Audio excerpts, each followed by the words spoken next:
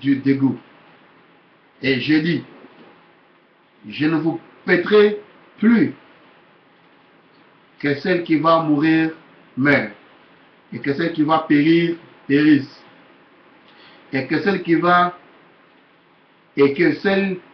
reste se dévore les unes les autres. Je pris ma roulette grasse et je la brisai pour rompre mon alliance que j'avais traitée avec tout le peuple. Elle fut rompue ce jour-là, et les malheureuses brebis qui prirent garde à moi reconnurent ainsi que c'était la parole de l'Éternel. Je leur dis, si vous les trouvez bons, donnez-moi mon salaire. Sinon, ne les donnez pas. Et ils pesèrent pour mon salaire 30 cycles d'argent. L'Éternel me dit, jette-les au potier, ce prix magnifique auquel ils m'ont estimé. Et je pris les 30 cycles d'argent et je les jetai dans la maison de l'Éternel pour les potiers. Puis, j'ai brisé ma seconde roulette union pour rompre la fraternité entre Juda et Israël. L'Éternel me dit, prends encore l'équipage d'un pasteur insensé. Non, arrête-toi là. Donc, ça part de la première venue. Donc, dans l'autre partie, là, on dit que ce sont des choses qui sont arrivées lors de la première venue de Jésus. Les pasteurs là sont des rois qui ont dirigé pendant cette période-là. Il y a eu des pasteurs qui sont morts, ce sont des rois qui étaient morts pendant cette période-là. Alors, mais ce qui est plus important ici, c'est quoi? C'est-à-dire la prophétie parle de quand on dit elle fut rompue ce jour-là, et les malheureuses brebis qui prirent garde, ça ce sont les disciples qui ont suivi Jésus, qui prit garde. Alors, reconnaître ainsi que c'était la parole de Dieu. Donc, reconnaître que Jésus était le Fils de Dieu. Et je vous dis, je leur dis, si vous les trouvez bon, donne-moi un salaire, sinon ne les donnez pas. Ils pesèrent mon salaire pour 30 cycles d'argent. Donc, en principe, les salaires, c'est comme si quelqu'un qui a travaillé, on doit payer. C'est comme ça que la prophétie. Mais, or, ça parlait de l'argent par lequel je suis allé être vendu. Donc, les 30 cycles d'argent reprend ou révèle combien Judas avait reçu en vendant Jésus-Christ. Et puis il dit, et ils pesèrent mon salaire 30 cycles d'argent. Et l'Éternel me dit, jette-les au potier. Ces prix magnifiques auxquels ils m'ont estimé, et je les pris, les 30 cycles d'argent, je les jetai dans la maison de l'Éternel pour les potiers. Donc il les jette d'abord dans la maison de l'Éternel, donc verset 13, pour les potiers. Et puis j'ai brisé ma seconde alliance, union pour rompre la fraternité entre Juda et Israël. Donc c'est ce qui s'est passé lors de la mort de Jésus-Christ. Tu vois? Donc, mais ce dont nous parlons ici, c'est il dit qu'il les jette dans la maison de l'Éternel pour les potiers. Et les gens qui ont lu, les gens qui ont étudié ces versets, des années, les gens qui ont fait la théologie, ils connaissaient parfaitement toutes ces écritures. Mais, même quand ils ont décidé que non, bon, comme Judas avait nous proposé ce marché, parce que Judas a dit, bon, moi je peux les livrer, je connais bien la personne que je vais vous montrer même à chacun, je sais là où il se tient. Et surtout la nuit, c'est dans la montagne, sur la montagne d'Olivier, on va la voir facilement. Donc Judas est bâti en haut très bien. Donc, quand ils ont décidé, que non, on va vendre, comme ça on va lui donner 30 cycles d'argent ou 30 $. Personne, même la nuit, a dit que non. Ça, je vois que, n'est-ce pas que la prophétie dit qu'il sera vendu à 30 cycles d'argent? Personne n'a su ça. Tous étaient aveuglés. Donc, Bamoué Soubazala qui aveuglé de ça. Personne n'a su que En vendant Jésus à 30 cycles d'argent, hein, nous sommes en train d'accomplir la promesse de Dieu. Personne.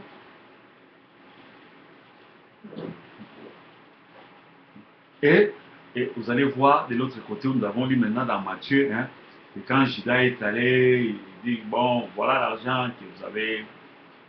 En tout cas, je vois que cet homme-là, parce que Judas croyait que, bon, quand je vais vendre Jésus, bon, alors ça, le miracle est pour disparaître, hein, après. Et quand il a su que Jésus est mort, il a dit, non, non, non, non, cet homme-là était juste. Mais sa repentance était trop tard. Sa repentance était trop tard. C'était comme la repentance d'Ésaü. Donc c'était trop tard. Voilà. Il y a un temps de la grâce. Si la personne rejette la grâce et la personne passe la ligne rouge, en tout cas, il n'y a plus de grâce pour lui. Ah, voilà le verset que j'ai cherché, c'est dans Zacharie 13. Hein, je vais lire. Moi, ce verset 1. En ces jours-là, une source ouverte sera ouverte pour la maison de David et les habitants de Jérusalem, pour les péchés et pour l'impureté. Une source sera ouverte. Cela ne veut pas dire qu'il y aura une source ouverte, non. C'est la grâce de Dieu qui va s'étendre, hein, qui va s'abonder sur Israël pour les pardons du péché. C'est ça la source, donc l'Esprit de Dieu, l'onction de Dieu, la puissance du Saint-Esprit pour sanctifier les gens, pour purifier les gens. Pourquoi? Parce que les déouins qui vont prêcher, qui vont ramener Israël, ils auront la mission de ramener les peuples à la foi de leur Père, de ramener leur à croire que Jésus-Christ qui était ici, qui était mort, le fils de Marie, c'était lui le Messie. Alors ils vont reconnaître ça, c'est par ces points-là qu'ils seront l'expiation, c'est-à-dire les pardons du péché. Et verset 2, en ces jours-là, l'Éternel des armées, j'exterminerai du pays les noms des idoles. Verset 2, afin qu'on ne s'en souvienne plus. Verset 3, et toujours, j'ôterai aussi du pays les prophètes et l'esprit d'impureté. Si quelqu'un prophétise encore, son père et sa mère qui l'ont engendré lui diront, tu ne vivras pas, car tu dis des mensonges au nom de l'Éternel. Et son père et sa mère qui l'ont engendré les transperceront. Verset, les transperceront, quand il prophétisera. Verset 4. En ces jours-là, les prophètes rougiront de leur vision. Quand ils prophétiseront, ils ne revêtiront plus un manteau de poils pour mentir. Chacun d'eux dira, je ne suis pas prophète, je suis laboureur. Donc les gens des laboureurs qui se sont fait des prophètes, c'est-à-dire des pasteurs, hein, pour mentir les gens, ça va s'arrêter. Car on m'a acheté de ma jeunesse pour mentir, donc hein, moi j'étais pour mentir. Donc c'est le diable qui l'a utilisé. Verset 6, c'est le verset dont je cherche. Et si on lui demande, d'où viennent ces blessures que tu as aux mains? Il répondra, c'est dans la maison de ceux qui m'aiment que je les ai reçus. Tu vois, c'est dans la maison d'Israël. Il est venu chez les siens et les siens ne l'ont pas reçu. C'est dans la maison de ceux qui m'aiment que c'est eux qui m'ont crucifié. Verset 7. Épée, lève-toi sur mon berger et sur l'homme qui est mon compagnon. Dit l'Éternel des armées, frappe les bergers et que les brebis se dispersent. C'est ce qui s'est accompli. Quand Jésus a été frappé, hein, tous l'ont abandonné. Quand Jésus a été arrêté, au jardin de Gethsemane, tous ses disciples l'ont abandonné. C'était l'accomplissement de cette prophétie.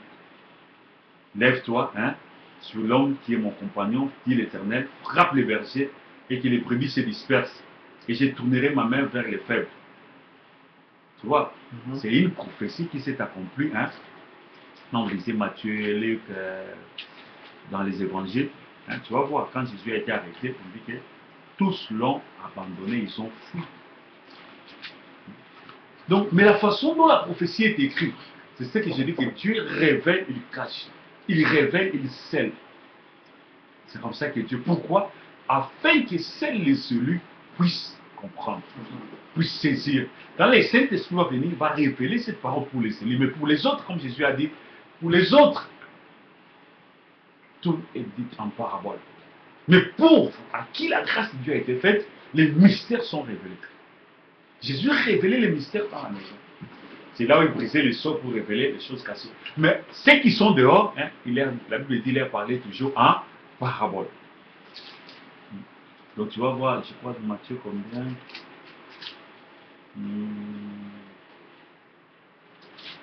Quand Jésus fut arrêté.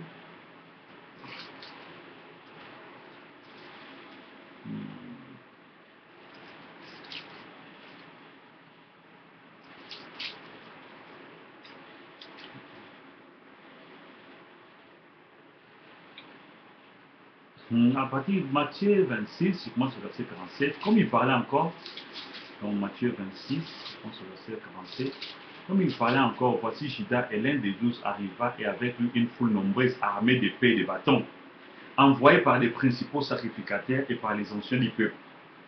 Celui qui les livrait leur avait donné ce signe, celui à qui je donnerai un baiser, c'est lui, saisissez-les. Aussitôt s'approcha de Jésus, il dit, salut Rabbi, il lui donna un baiser. Jésus dit, mon ami, ce que tu es venu faire, faites-le, fais-le. Alors ces gens s'avancèrent, mirent la main sur Jésus et les saisirent. Et voici un de ceux qui étaient avec Jésus, étendit la main et tire l'épée, frappa les serviteurs du souverain sacrificateur, lui emporta l'oreille. Alors Jésus lui dit, remets ton épée à sa place, car tous ceux qui prendront l'épée périront par l'épée. Penses-tu que je ne puisse pas invoquer mon Père, qui me donnera à l'instant plus de 12 légions d'anges? Comment donc s'accomplirait-il les Écritures, d'après lesquelles il doit en être ainsi? En ce moment, Jésus dit à la foule, vous êtes venus comme après un brigand, avec des épées et des bâtons pour vous emparer de moi. J'étais tous les jours assis parmi vous enseignant dans le temple, mais vous ne m'avez pas saisi. Mais tout cela est arrivé afin que les Écritures, les écrits des prophètes soient accomplis. Alors tous les disciples l'abandonnèrent et prirent la fuite. Alors tous les disciples l'abandonnèrent et prirent la fuite. C'est quoi? C'était l'accomplissement de la prophétie.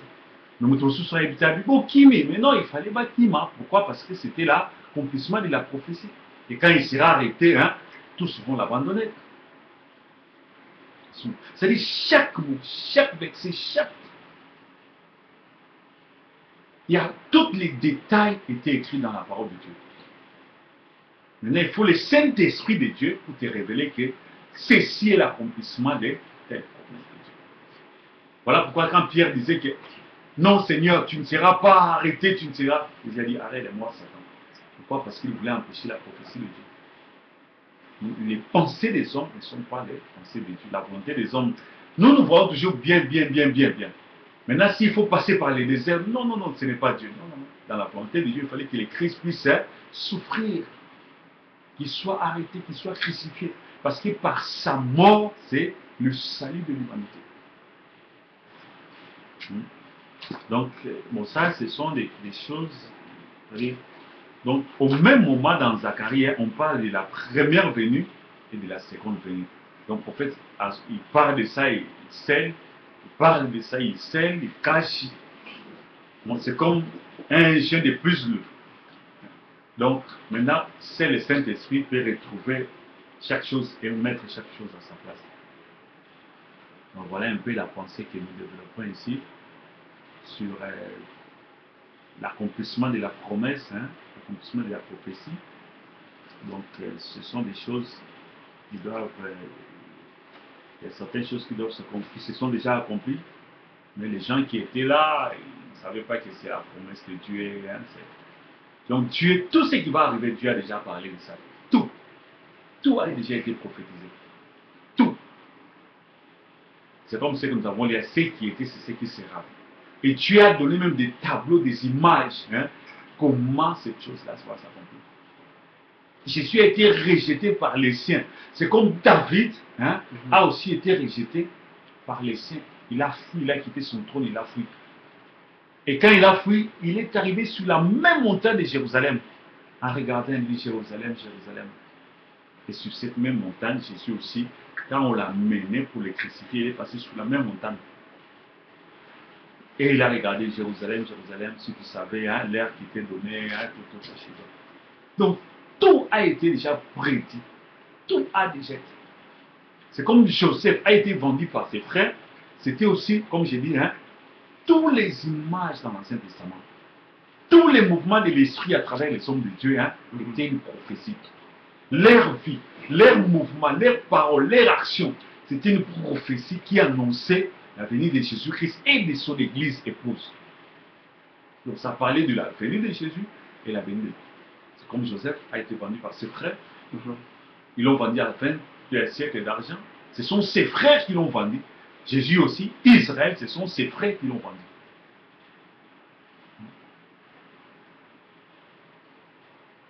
Mais Israël ne savait pas que, quand il lisait ça, il ne savait pas que le Messie sera vendu. Non, il savait, non, c'est le Messie, non, il ne peut pas être vendu. Ça sera seulement Dieu qui se manifeste dans sa puissance, mais oui. Mais il y avait des promesses de Dieu qui cachaient certains mystères. Donc ces mystères-là devaient être révélés.